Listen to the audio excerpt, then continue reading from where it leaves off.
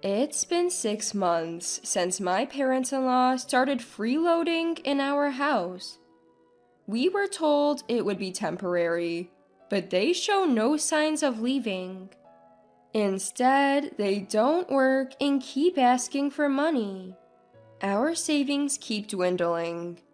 Yet, my husband Tony doesn't seem to want to ask them to leave. Every time I look up, I see father-in-law and mother-in-law smirking at me. I'm at my wit's end. If they think they can mock me like this, they've got another thing coming. My name's Anna, 35 years old. Been married to Tony for 5 years. We met at our favorite bar and got married after dating for 18 months. We've had our ups and downs, but life's been mostly good. Tony, what time do you think you'll be home today? Maybe around 7 p.m.? I might have to work late today. About dinner? Just make something when we get back. I'll be watching TV till then. All right. Though both of us work, I take care of all the housework. Initially, we promised to share responsibilities, but Tony hardly lifts a finger. If he does, it's usually to complain. Arguing only leads to more disputes, and he'll just quit doing chores altogether. It's faster if I just do everything. This has been our routine since our 2nd year of marriage. Then one day, I came home from work to find Tony deep in conversation on the phone. Oh, okay, that's fine with me. And? Got it. I'll let Anna know. Talk later. He hung up and I asked, "Who was that?" Oh, that was Dad and Mom. Apparently, they've got a leak in their house. A leak? Especially during this rainy season? Yeah, and they want to stay with us for a while. Stay with us? Wait, you mean move in with us? Well, we do have the extra room. It's not a big deal. Are you kidding me? I don't want to live with them, especially not those two. There's a reason I'm not thrilled about living with my parents-in-law. They're terrible with money. Father-in-law is obsessed with the lottery, even though he has a stable job. Mother-in-law works part-time just once a week. They constantly waste money and regularly ask us for financial help. When my step-grandfather was hospitalized, my parents-in-law didn't even visit. I was the one caring for him and visiting regularly. Anna, I can't thank you enough. Don't mention it, we're family. Here's a week's worth of clothes for you. Always so kind. If my family ever upsets you, come straight to me. I'll handle it. Thank you. I just hope it gets better soon. I'll repay your kindness someday. After his release, my step-grandfather, disappointed in my parents-in-law, kicked them out. With nowhere to go and little savings, my parents-in-law rented a cheap apartment. So when Tony says parents' house, he's referring to the apartment my parents-in-law had moved into. Their behavior is so troubling that even their own parent disapproves. It's no wonder I'm worried about living with them. I'm sorry, but living with them all of a sudden, I can't. I told Tony straight up. What? Why? They're in trouble. I get that, but remember when they asked us for money for living expenses? If they live with us, they'll rely on us even more. Don't worry, I'll talk to them about it. Talk to them? What will you say?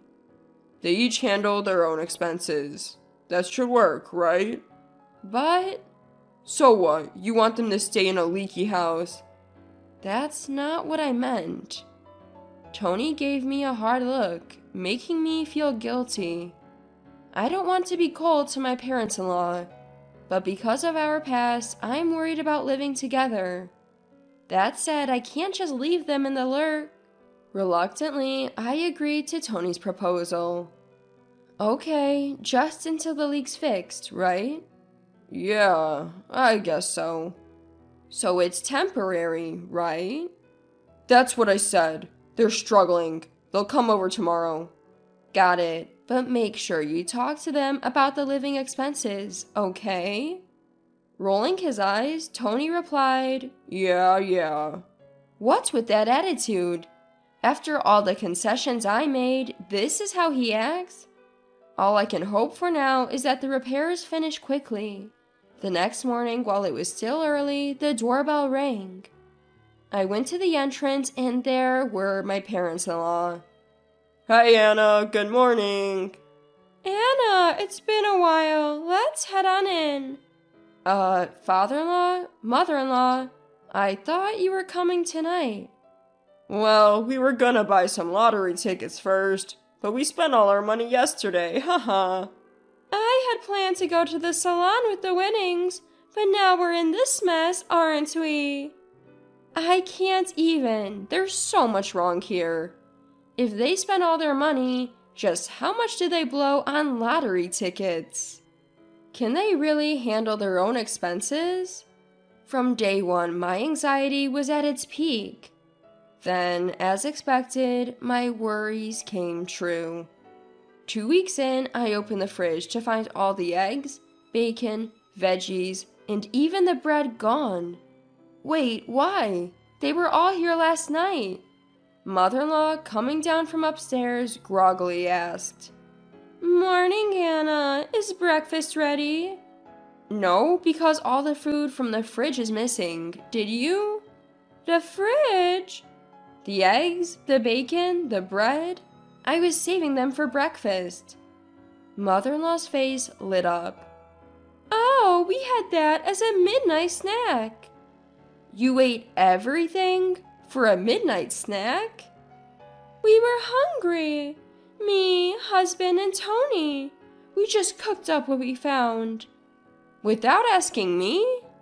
"It's not a big deal. We're family. Anyway, I'm hungry now." "I've told you, because you guys ate everything, there's nothing left for breakfast." "So it's our fault. Maybe if you stocked up properly." "What?" "Just get something for breakfast now." I was boiling with anger at mother-in-law's selfish remarks. It's absurd to think of shopping for breakfast ingredients for them when I'm about to head to work. Quickly getting dressed, I left for the office without a word. Then I received furious text messages from both Tony and mother-in-law. "Where are you? Husband and Tony are up." Hey, Anna, where did you go? My parents are hungry. "You didn't go to work, did you? What about our breakfast?" Anna, don't ignore Mom's messages. That's rude. My phone buzzed continuously with a stream of pointless messages. Of course, I didn't reply and ignored all of them. When I got home, Tony and my parents-in-law were there, arms crossed, visibly upset, waiting for me. Tony, with a furious expression, began to speak. Anna, what the hell? What? Not what. Dad and Mom were starving. Because you guys ate everything. Also, wasn't the deal that we'd all pitch in for living expenses? Yet I'm paying for everything. Stop making a fuss every time. So uncouth. It's not a fuss. It's important. And the living expenses, that was your idea. Enough. I'll cover Dad and Mom's expenses. Just do the housework. Got it? After yelling at me, Tony stormed off to the living room. My parents-in-law just stood there, smirking at my expense. Why am I the one getting blamed for everything? This whole mess started because of them, not me. From that day on, their condescending attitudes towards me only grew. Holding back my bubbling anger, I somehow managed each day. One day, 6 months after living with my in-laws, I decided to check our joint bank account for the first time in a while, and was utterly shocked by what I saw. What? What's going on? Almost $20,000 is missing. Incredibly, the balance was significantly lower than the last time I checked. Not only were there direct withdrawals, but there were also traces of transactions from the debit card that Tony uses. I quickly confronted Tony. Tony, what's this all about? Why are you shouting? Calm down. What do you mean, calm down? Look at this. Explain. I shoved the bank statement towards him. Oh, that? What's the big deal? The big deal? Look, where did $20,000 go? This is the company for your debit card, right? What did you spend it on? It wasn't me. I gave that debit card to Dad and Mom. What? The shocking truth made everything go dark before my eyes. Anxious to resolve this situation, I turned to Tony for answers. Why? Why are they using a card linked to our joint account? What choice did I have? Dad and Mom said they're broke, and I did promise to cover their living expenses. Well, I didn't know about that. If you made the promise, Tony, you should have used your own bank account. Why did it come out of our joint account? God, you always make a big deal out of everything. What's the problem? Dad and Mom are family to you too, aren't they? I was fed up with Tony conveniently using the family card. All the emotions I held back came flooding out in this crucial moment. I've had enough. Just because they're family doesn't mean they can do whatever they want. That account has half my savings. Half of it is mine too, right? But out of the $30,000 we had, $20,000 is gone. That's $5,000 more than your half. When did you become so greedy? It's really unattractive. I'm not. But how long are you planning to let your parents live with us? It's been 6 months. The roof repair should have been done long ago. Raising my voice, I stared Tony down, but his reply was simple. Repairs? Oh, you mean their place. They gave that up, haha. Wait, gave up? They said this place is cozy and didn't want to waste money on repairs, so they terminated their apartment lease. Looks like we'll be living together from now on. This has to be some sort of joke. I didn't agree to this. Who cares what you think? They're family. You're just the daughter-in-law. Just sit down, be quiet, and obey. My body felt a rush of anger, unlike anything I'd ever experienced. Is that how they see it? That I'm the villain here? Well, if that's how they want to play it, I won't hold back. Not anymore. Determined to get revenge, I called a certain individual, asking him to come over. A few hours later, Tony's grandfather, actually his step-grandfather, arrived in response to my call. Seeing the step-grandfather, Tony and his parents were visibly shaken. Grandfather, why are you here? Cutting Tony off, the step-grandfather spoke up. What do you think you're doing? Anna told me everything. Grandfather, why are you here so suddenly? Anna told you. We didn't do anything. Shut up, Tony. How can you, her husband, not protect Anna from these idiots? Ah! You too. What kind of parents are you to act like this? At the sharp glare from the step-grandfather, Tony's parents trembled. Dad, you don't understand. There's a reason. No, father-in-law.